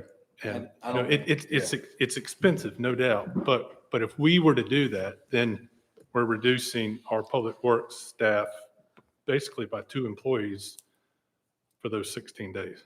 Okay. I'm sure, is there any chance that we could borrow some of the counters from other municipalities? We've asked DOT and the No answer is answer. no. Yeah. And I don't know about the counters in other, Like, I know there's a couple on trailers and things. yeah. Duck's got I think one. they're few and far. Okay. Between- I And don't- then I'm sure you've looked into leasing as opposed to purchasing. Actually, no. I guess I was looking at this as permanent. Mm. And if the idea Yeah, because is, it's not a seasonal problem. People exceed the speed limit every day of the year. It's not a seasonal issue. It's not always The speed guest. limits, It's not always the guest that is the, correct. Sorry to I interrupt. don't think a sign Sorry. will fix that though. I think, Yeah. What do you say, man? I said, I don't think a sign will stop that, but if we were to lease those 8 weekends, I think we're probably bumping up against, pretty soon we don't know. And yeah, and I understand that. I understand the sarcasm about the sign. I get it. But I have driven through Duck a zillion times. And I will say, because you have to definitely slow your speed in the off season, that when somebody's coming into Duck, whether it's from the north side or the south side, 9 times out of 10, they pop their brakes and they slow down. yeah. So enough said. Sorry. Plus. Have you seen the amount of plus tickets that are Duck has a written? That's reputation a of single enforcing road that their police can monitor very easily, and you don't see them up in the Duck neighborhoods on Plover and Snow No, I'm Geese just and talking things like about Duck that. Road. That's right. Those are private streets. Yeah. You're talking about just dog straight stop. I would be committed to doing something, not something, but whatever council consensus is for the seasonal traffic mitigation. If it's a $50,000 line item and it becomes something that is, we can take it in this year's budget, and I wouldn't want to shortchange our ability in it. But you would order those fairly quickly, right? Yeah, in order to have them in place by the end of June, I'd need to order. That'd be even in this fiscal year budget. Yeah, In this- and, I'd like to be able to say, I know where to find that, where to absorb it, but Yeah. I'd have to ask you for a budget I amendment to understand that. purchase those. And they would be the same as we currently have, basically technology wise. There's two different types, and this is the higher, better technology. Okay. These are the more accurate ones that aren't so much speed dependent, which, 3 I miles get- an hour, they're not counting. Cliff, who came up with this process here, putting these counters? Whose idea was that right there? Police chief and I. Okay. Have we received the report from the Cut-Through Traffic Committee yet? Got it last night. Yeah, last night it came through. 11:30, Last night? 11:30 PM.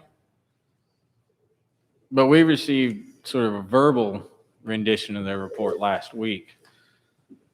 And this is not in totality of what they've recommended by any means, but it's sort of in some ways capturing a part of the spirit of their report, as well as JMT, frankly, but without a permanent. So they captured the implementation. spirit of it. So can I make a motion now? Is this an appropriate time?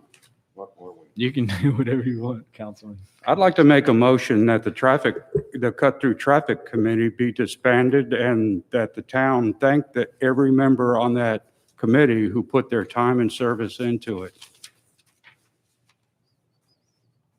Do I have a second to that motion? So we can discuss it further?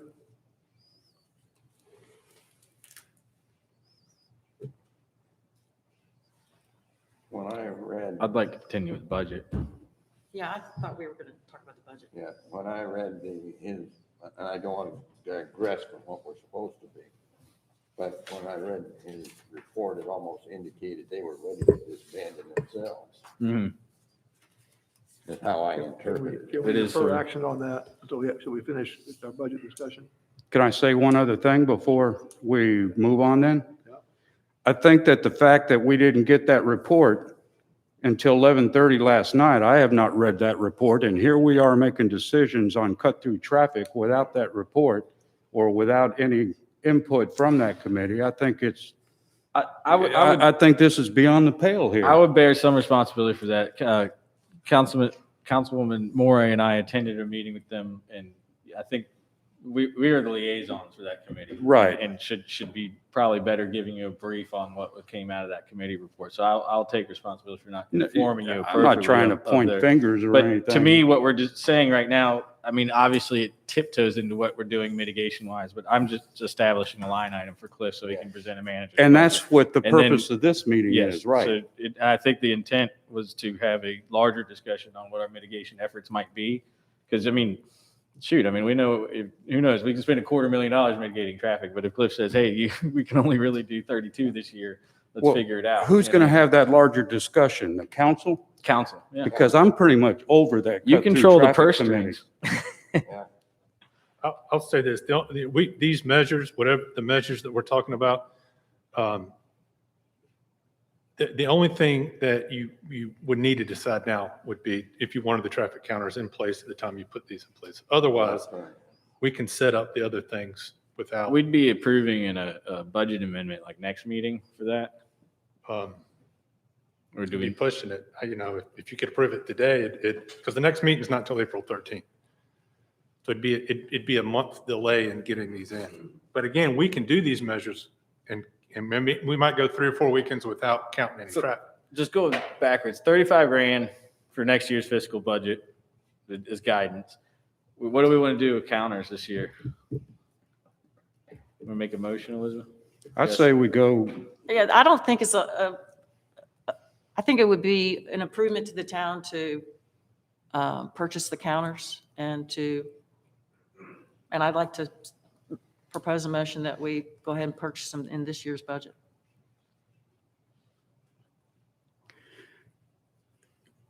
instead of that motion, would it make more sense to just approve a line item for what does that add up to, $50,000 plus or minus?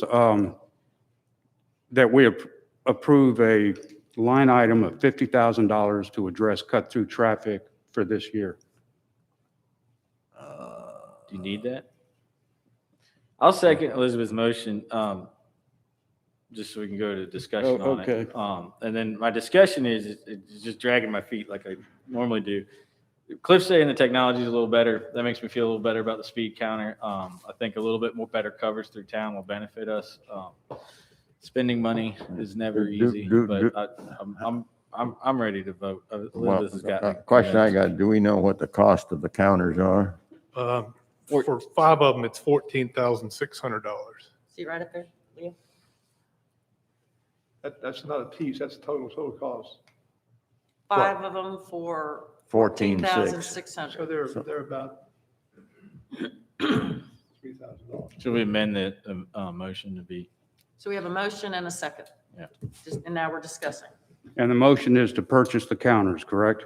That would be a budget amendment from And that'll be unassigned a- fund balance. Yeah, that'd be a budget amendment. I need to put that in the motion, don't I? Yes, ma'am. And to have a budget amendment for $14,600 to purchase 5 traffic counters. Yeah, 5 of them. And that's a motion. That is a motion. Do I have a second to that motion? Second. All right, thank you. Any further discussion, council? All in favor of the creating a line item in the budget of $8,000, was it? 14,600. $14,600 to buy speed markers, speed flashers, indicate by saying aye. Aye. Aye. Aye. Motion's made and carried to go ahead and allocate those funds for that purpose. Thank you.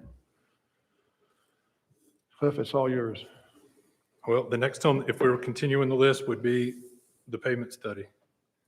And, again, my plan there is to earmark $1 million a year. And then adjust it when we get the pay study. But my recommended budget to you would be for $1 million in street improvements next year. Just glancing at your recommended 8 cents is Yeah. our new sort of capital improvement allowance, more or less. 810, yes, 5 cents to street improvements, and that would require, I put 200,000 a year additional from the capital reserve. But if I put $1 million, it's there for 5 years. Yeah. Or divide it up however. Or we continue to contribute and that helps us with one large project or something like of that nature. Yeah, the good thing about this pavement study is it's going to have the capital improvement. So it would almost be taking what I told you and throwing it away and inserting, hopefully, what they recommend. Yeah. With some input from our community. Correct. I mean, it's already kind of in that little sketch that you provided for us, so I'm fine with that. The debt service, I'm assuming, is for the fire Fire department, department. correct? Yeah. And we've already discussed that's roughly 2 cents, a Yeah. little bit under 2 cents. Yeah. In some ways, I think from a perspective, having that siloed out as 2 cents of your tax goes to the debt service of the fire department is helpful, but it's also just an accounting label. So I think the bigger question is, are we raising taxes in this fiscal year? And if we can achieve that by a skilled use of our unassigned fund balance, I think that's the general, my thoughts. 30 seconds. If we can achieve this year because of where we're at, Mm-hmm. without a tax increase, I think we would be ahead public relations wise. But we're going to have to pre-sell that, okay, we're not having one this year, but we're going to have one somewhere within the next year, And 3 it's- years, 4 years. Yeah, and it's largely That's to adjust for, Hindsight's always 20/20, if we'd have. sorry, I couldn't hear that. You were still Hindsight talking. is always 20/20, and I look at some of the others, they increased theirs 1 cent a year, and they got themselves, it covered some of their expenses. Mhm. And of course, we didn't, but that's history. We can't change it. Yeah. we I can think only this address is, what we gotta deal with, and if we can, if Cliff can balance it without a tax increase, because people are still, I'm still hearing, we're still having pain. And if we can get by that, and then next year when hopefully things are rolling pretty good. Yep. Now, I'll talk to it later. So I think the idea of delaying that decision has merit, but I think this is the time that if we're going to have any serious discussion, let's at least have the discussion, whether we act on it or not during this whole budget cycle process for the next couple of months. Well, Because that's my part I think of- we need to identify, one, how much of a shortfall we're going to be facing in the next years. And if we have to do an incremental one this year, we're already doing that because of the beach renourishment. We could add something on to cover the fire department debt. And, again, it's, Yeah, I know. I think that now is not a great time to talk about raising taxes, but what is a good time to talk about raising taxes? And I think we're just, I don't know. This is a good time to at least have the Well, conversation. that's part of the pre-sale. Yes. Well, I preparing. don't like these terms pre-sale because Well, changing their perception, because right now everybody's been quarantined. They've not been out traveling. They have not been out seeing how prices have changed in this period of time. And if we can get people feeling more comfortable that, yeah, I'll spend the money, then you can there's a have lot your of things that increase. we can do. For example, we could cut out any cut-through traffic mitigation efforts, and that would save what? There's, Oh, I we understand just that. went through that, but, Well, we aren't going to be able to placate everybody. That's just comes with the job that you. we can't could keep it. also this year go back to, eliminating that revenue neutral proposal and just go with the tax that we had before. I think that in the long That's run, we as 2 cents. council members have to do what we think is best for the town now and planning for the future, and not worry about the politics of having to raise the tax rate a penny or two. that's where I think this approach navigates both, because we're setting priorities for the town with a more aggressive capital improvement schedule. We're tackling some of the debt that's brought into the town via the fire station, but we're using the unassigned fund balance that's been built to forestall an immediate Right. tax increase. These new funding obligations will create a tax increase. Cost of living increases. I mean, you have to pay people Yep. more year to year. I mean, that's a fact of life. And it's amazing that they've gone so long without one. But I mean, tax increases are on the horizon just by the nature of the value of a dollar. Agreed. But we are both serving our constituents by not foisting it on them in this fiscal year, and we're meeting our new funding obligations. So I mean, I think I'm happy to have a discussion about where our tax rate should be. But I think the next meeting, when he presents the manager's budget, is where a further discussion of that, when we've got line item understanding of where our department stands. Exactly. That's what I've been trying, Yeah. I'm in favor of that. This is guidance. Yeah, this is the guidance, but, the other side of the coin that people are going to look at is not just the tax rate of the town, but what's the total tax rate of the county plus everything else. Yeah. And we don't know what the county's going to do. But when I look at my tax bill, I look at the total, I've started breaking it out now. I think as long as we recognize, that our decision not to increase taxes is going to impact our ability to do some things we'd like to do. It's going to also keep us where we are as far as the county money that might come to us if our tax rate was slightly higher. We are giving up X number of dollars a year because we've kept our tax rate low. We're being punished for doing a good job in one sense. But if we proceed with beach nourishment, that's a town-wide rate applied on top of our general fund revenue. I would think that would play into our occupancy tax distribution, would it not? Yeah. Yeah. So yeah, exactly. But it wouldn't either way, no matter what we did, it wouldn't take effect. until the It'll following catch up year. with it. We don't feel it immediately, and that's why the other towns that have had their increases for beach nourishment or? I would not be averse, just for the record, I would not be averse to a 2 cent or so tax increase this year, but I would yield to the majority as far as what we actually end up doing. I think after going so many years without an increase to our general fund, I would also be in support of a small increase to our general fund, as well as what we know is going to happen, which is an increase for beach nourishment. So I could see doing a penny or so to general fund, just because we have such a great amount of increasing costs, including putting money into our wide range of capital fund needs. I could easily see that, Elizabeth, because a 1 cent may be the middle point there, rather than bumping it up all the way to what needs to happen for the long-range planning and everything. Yeah, And just realizing do it that, on an incremental. yeah, we and might let have the to do it again the residents next know year. that Mhm. We got to get up to a certain level, and we're going to do it a penny at a And per that's year. what some of the other municipalities have done, is a little bit here and kept I up think that way. the first step for that would be to determine what that ultimate arrival tax rate should be. And I'm not opposed to it, but there's going to be beach nourishment potentially tax increase to the town this year that they will need to absorb. And if we can roll that and then figure out where our operating level tax rate should be from on top of that, and then move towards it with a capital improvement plan. That's the path that I think would be wise. I know we're almost finished, but can I call for just a 5-minute recess? Sure, yeah. We're going to recess for 5 minutes.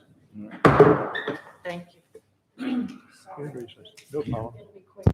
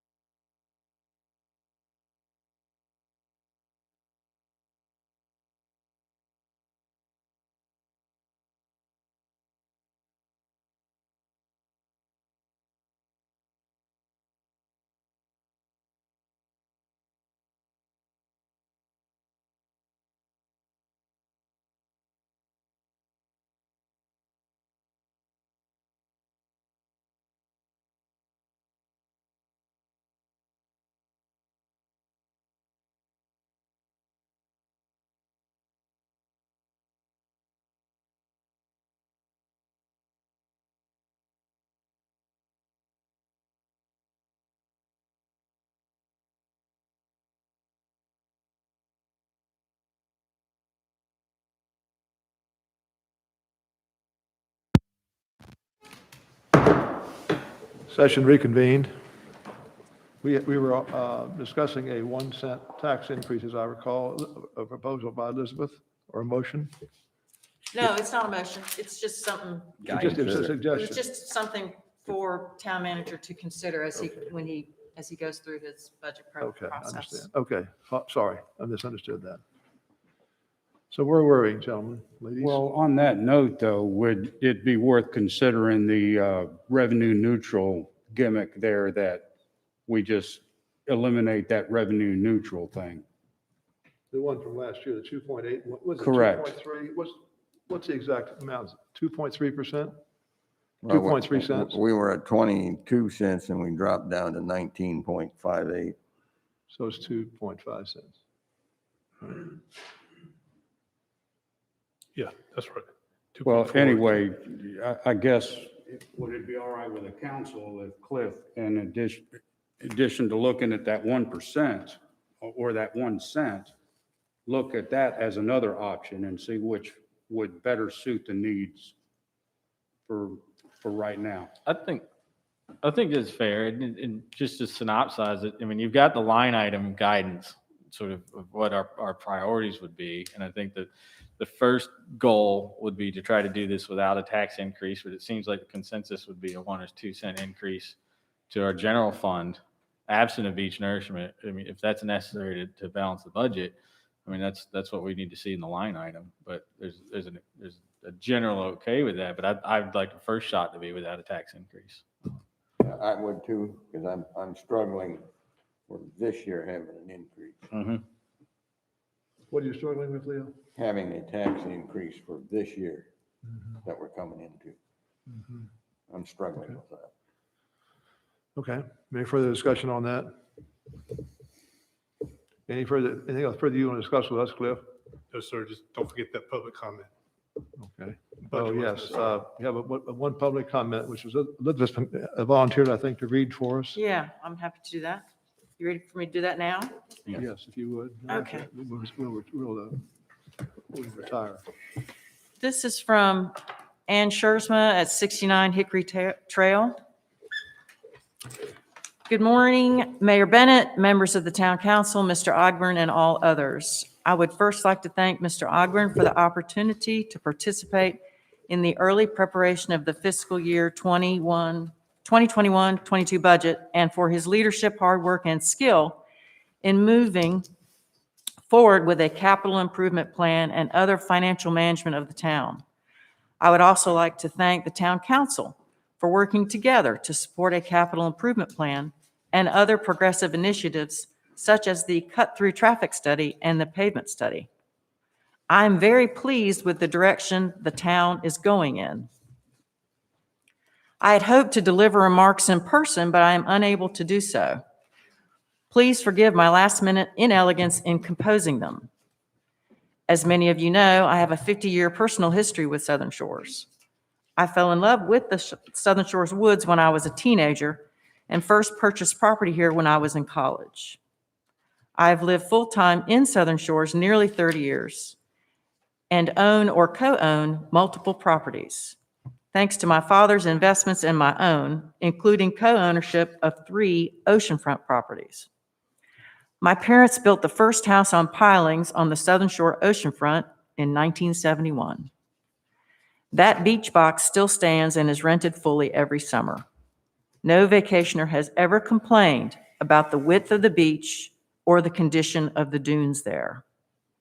I am invested financially and emotionally in Southern Shores and would like my tax dollars to go to street improvements, first and foremost, payment of the debt service for the fire station, mitigation of the cut-through traffic, payment of competitive salaries to our first-class town staff, and whatever equipment the police and fire departments need to protect the citizenry. I do not support paying taxes for beach nourishment in 2022, except for the southern area of town where maintenance of the 2017 project is required. The dunes of the Southern Shores beaches are and have long been stable. And as Ken Wilson said 3 years ago, there is, quote, no rush, unquote, to do nourishment. You also recognize the lack of current need for nourishment in the central and northern areas at your February 2nd meeting when you address the scope of the 2022 project. Please budget for annual studies of the coastline in order to gather more coastal data about the Southern Shores beach profile until such time as a current need for beach nourishment exists. We have time. I would say more if I were there, but I'm dashing now. Thank you. I'll see you tonight. Thank you, Elizabeth. You're welcome. Anything further, council? I'd like to just mention something else about some emails that the council has been receiving. We have received a lot about MSDs. Now, I took a tact very early that because that is a legal process, I did not respond to those. But I'd like to at least publicly acknowledge that we have received those emails. But then also, as far as emails go, that